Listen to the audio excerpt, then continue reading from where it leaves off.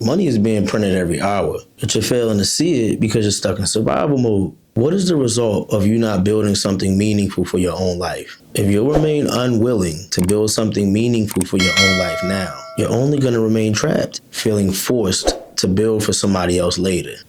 I know it's been a while, right? It's been about a month or so, something like that. I've been out of the loop, changed offices, had to get a whole new background, whole new setting. Good to see you again. How you been? I think it's good that we tackle the idea of what it means to be creative and how we can reach this place of mastery where we don't feel dependent on other people to create the necessary resources for us to survive. I think this is the necessary lens that every human should be looking through. Look into yourself, looking into your own heart, into your own mind as the creator of your own reality. Anybody who's wise is going to notice what's going on around them. Life is not getting any easier because the world around you is getting tougher and tougher. It's getting harder and harder because you need to adapt. The old models and the things that used to work are played, and they're played for a reason because the world is changing. It's evolving. Life is beginning to feel intolerable because it's no longer tolerating people who are not willing to change. It's unfortunate, right? We were all given a blueprint in our youth and our earlier years of something that we believed was going to be very beneficial. Turns out it wasn't. But that's neither here nor there.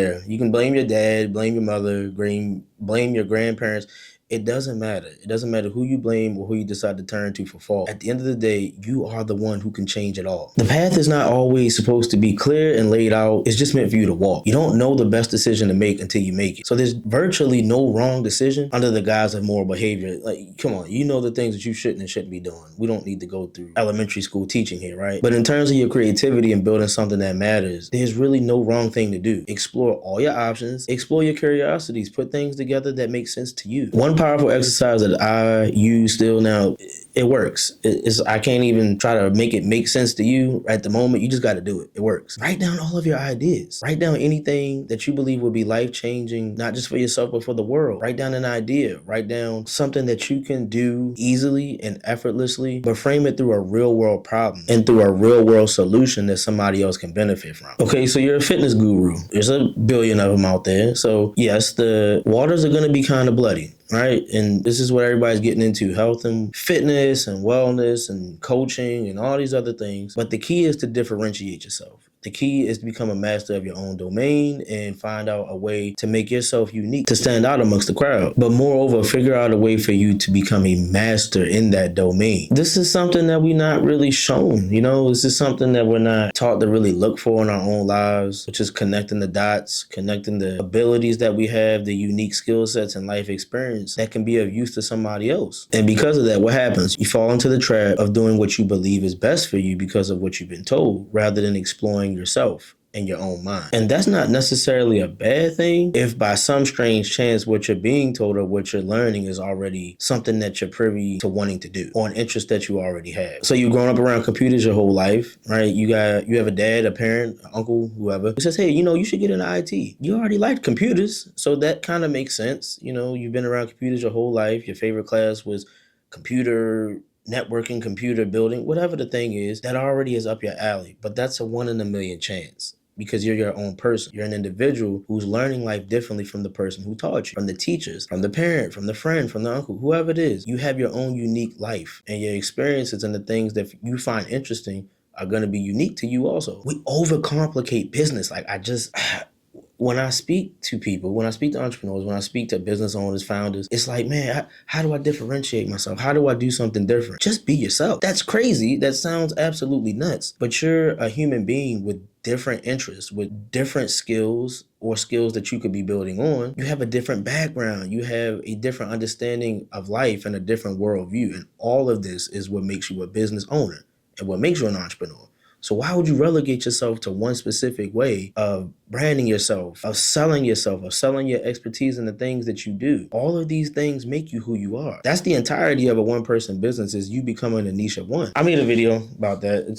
It'll be over here somewhere. Go check that out. And that's just you putting yourself together through the frame of a client or customer and saying, okay, how can this person benefit me? Generally, we all like to be known for one thing. We all like to think or believe, because this is what we were taught, You gotta master the one thing and get good at it as best as you can. Wrong again. Again, like I said, the world is changing. So you need to become more of a generalist. You need to learn different things: marketing, selling, advertising, writing, speaking, communicating at a much higher level. But while doing all these things, while exercising your expertise, because these are all amplification skills, basically skills that help you amplify the thing that you're already good at doing, or your unique mechanism, or your way of helping people. But you got to master the skills first so that you can get in front of these people and so they can see why you're even useful to them. Mastery is about you not only getting good at the thing you like to do, it's getting good at the surrounding skills that make the thing you do important to somebody else. Spiritually speaking, we're all infinite humans capable of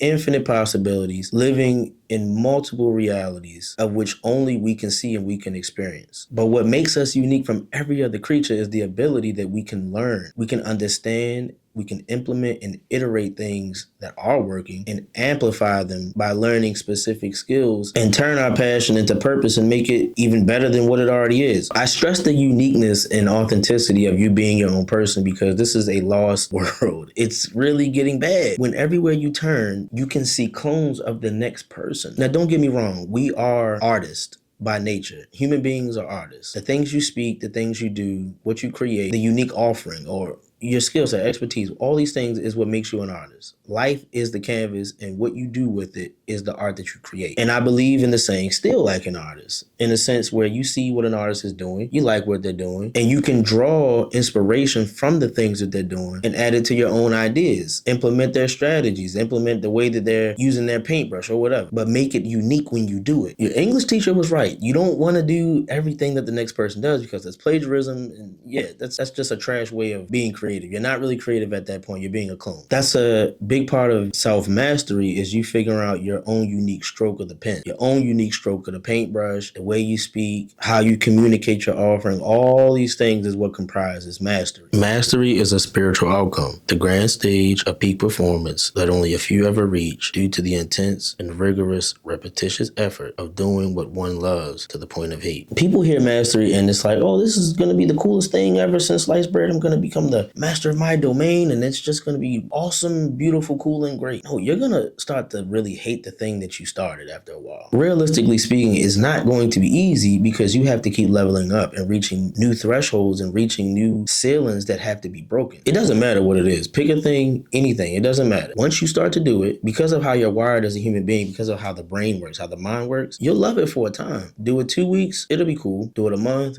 you'll grow bored. Do it for 2 months, you're ready to give up. In 3 months, you're already moving on to something different. But this is where you have to start to become a new person and start to push past your limits. Masters who are in any domain have understood the principle that in order to do anything noteworthy, it's going to take up your time. It's going to take up your resources. It's going to take up your creative energy. It's going to take up a lot of things and a lot of your comfort that you're used to having now because you're building an entirely new person. You're building an entirely new mind. The pursuit of personal mastery over the mind is less about the achievements in life themselves, but more about self-actualization, the fulfillment of your own prophecy, you becoming the programmer of your own reality versus you being programmed by it. We're in awe of people who we consider masters in any domain because what looks so difficult and so challenging, they make it look like a trip to the candy store. This is because they've broken down every mental barrier that has challenged or opposed them to rise to a newer level. They don't see challenges the way most people see them. They see them as opportunities to grow, launching pads towards the next level of the thing that they're trying to accomplish. They don't count themselves equal with the 99%. Now, some would say, well, that's a little strange or that's messed up. Who do they think they are? They think they're better than us? If you actually think you're the same as everybody else, if you're willing to do what everyone else is willing to do, hang out, party, drink, play video games, whatever your current thing is that you like to do or attachment that you have, in what way are you going to count yourself as a master of your own domain when you're doing what everyone else is doing? You're being led by the 99% and not being the one who's leading the 99. High achievers and peak performers develop a superpower that separates them, which is embracing elevated emotions, the anticipation of an outcome, and the joy, the strong sense of fulfillment and overwhelming sense of control over their fate is a key component in this pursuit. Again, this is more about self-actualization and thinking that you're better. But you can't possibly achieve anything, like I said, if you're still thinking from a place or a scope of inferiority or feeling like you can't do something. The greats were weak, right? David didn't feel like he was able to slay Goliath. Jordan got cut from his high school basketball team. Steph Curry was called skinny and couldn't shoot a basketball. Right. We know the stories of these people, but they went on to do what? Etch their name in history as individuals that the world will always remember and never forget. So that's your responsibility. That's you becoming a master of your own domain for doing something, slaying your own Goliath, becoming your own athlete, creating your own business, or introducing an ideal that this world has never seen before. That's you needing to become someone you've never been. And if you're going to do that, you can't think and do as everyone does. So I've noted 5 gears that revolve in the minds of peak performers and the 1%. And if you're going to make that leap, if you're going to get in that group, if you're going to become anyone of noteworthy praise because of something that you've done or a pain or a problem that you overcome that you can teach others to do the same with, these gears may be something that you also want to learn and understand how to operate and implement in your own life and in your own personal business, personal life, whatever. It doesn't matter what it is. These are the drivers though. Number 1 is pain. You have a problem. You have issues. There is a place or destination that you're longing to get to, but there's something in the way of it. See yourself as the hero because that's what you are in your own story. And yes, you are telling yourself a story every day you wake up. That's the only way life is going to continue on, is if you're always reaching in pursuit of something better or greater than what you have or who you are now. And that's completely okay. I mean, what are you supposed to be settling for things that you don't want? Wouldn't that be a little stupid? Just being real with you, right? It's okay to want more. So use this pain, use this problem, and allow it to amplify in your life and see it as the proverbial Goliath that you need to slay in order to get to the next level. What most people do is they let this pain sit, take root, and form a concrete ceiling over their potential of who they can become. So what do? They make excuses. Well, I don't have enough time in the day. Oh, I'm not making enough money. Or that's easy for you to say because you're bringing in 10, 15K a month. Whatever the case is, all excuses, all alibis, all can be disproved 1,000 times. If you want something bad enough, you're going to fight for it. It doesn't matter what it is. If you want something, you will figure out a solution. That's just the nature of the game. That's the nature of a human. We will find a way. Peak performers look into purpose, right? They form their own purpose. They have a story they tell themselves. There's a creation story. There's an ending story. And the character and the plot of that character needing to become someone is what they form in the middle. But the plot is what you create, right? Like that's the story version, but real life right now, you have a purpose. And that purpose is something that only you can create, only you can conjure up in your own mind. My personal purpose, and this came through years of failure, years of walking around in circles, years of not knowing what the hell I'm going to do with myself, years of pain and constant failure. It wouldn't stop. It didn't matter the endeavor. I tried IT, that didn't work. And not because I'm dumb, I just thought it was stupid. You know, once you kind of get to the bottom of something after you've tried it long enough, you see yourself getting the certifications, you see yourself getting a job, it just became dumb. It's just something I couldn't have seen myself doing, sitting in front of a computer screen all day. That's just me. That's just me. So no offense to you if that's what you do as a living, or if you're a business owner who has an IT business or whatever. That's me. I didn't like it. Before that, it was security, right? Who wants to sit in a booth all day? Who wants to sit in the hot ass summer sun asking to check badges? And I'm not knocking any of these things that I did. I'm not knocking any of them. I'm not knocking me getting my real estate license, Maryland health insurance, certifications, all these other things, because it made me who I am. I went the distance. I tried it. It didn't work. And what it brought me to was the same recurring theme as far as the purpose that I was unknowingly creating, is that I just want to help people. I want to serve people. I want to get down to the actual meat of it all,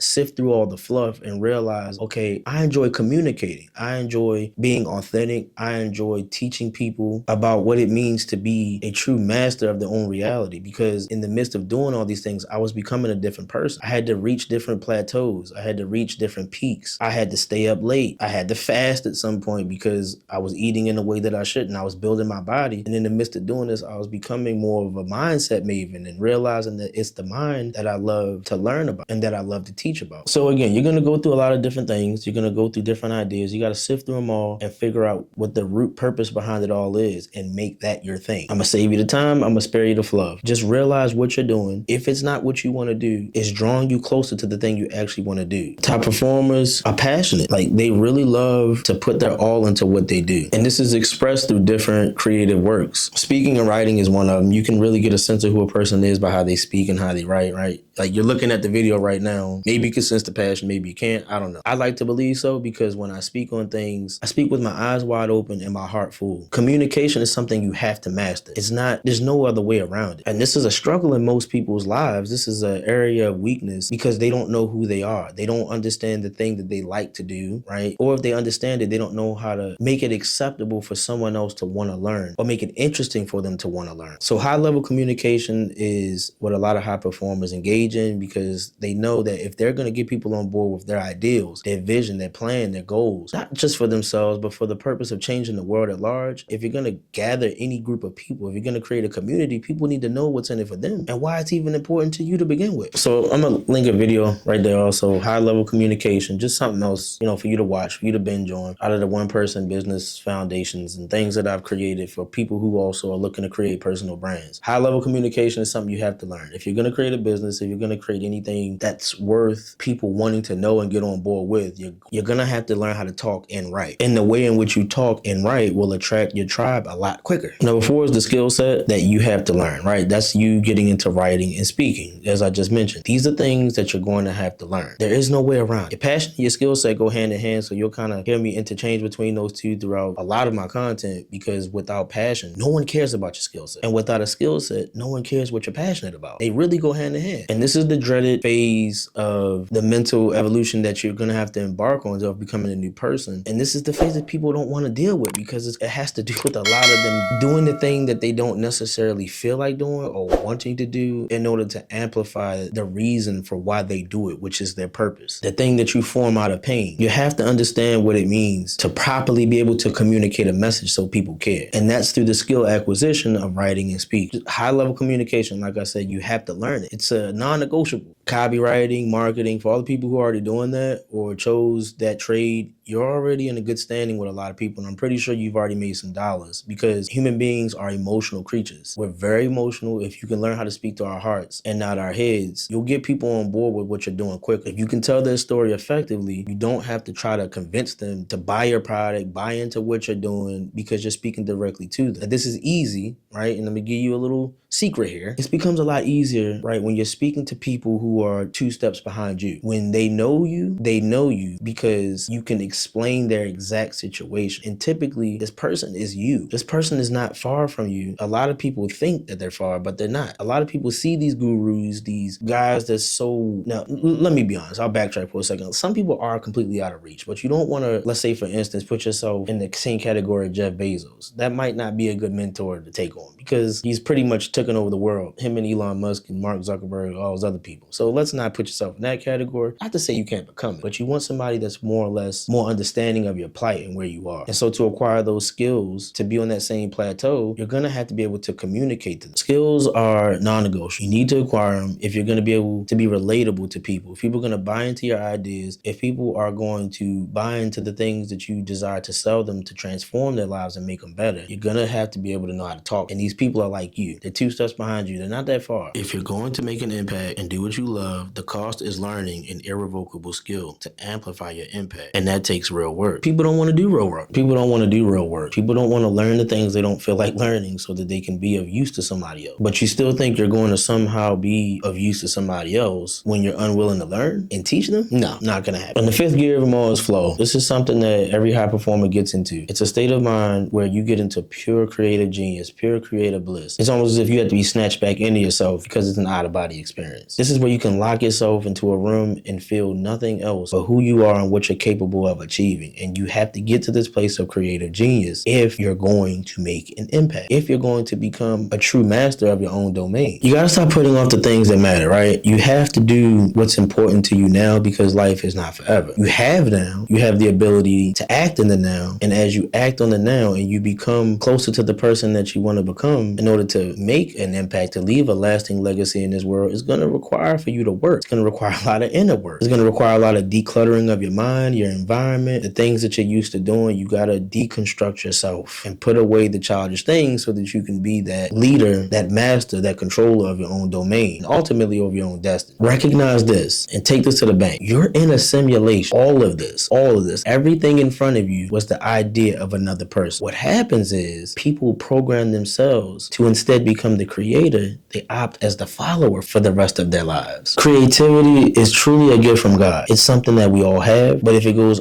unnurtured and underdeveloped, it becomes useless to the next person. Ultimately, it becomes useless to you because no one gets to experience what you're able to birth through your creativity. You are 100% responsible for the life that you create. You are 100% responsible for what you do with your time, the monetary value that you are able to accrue, and the influence that you inject into the world. If you neglect these responsibilities, you are opting for a life that you do not want. If you're struggling to find your own sense of creativity, if you're struggling in any sense to create tangible, real-world, profitable ideas that can help you to change not only your lives, but others around you, right? Family, friends. Again, like I said, the story, the journey that we're all on, a transformation, we're all looking to do that. We're all looking to be here for somebody. We're all looking to level up in some sense, but that cost, and that cost is creativity and you creating real-world solutions to real-world problems. So finally,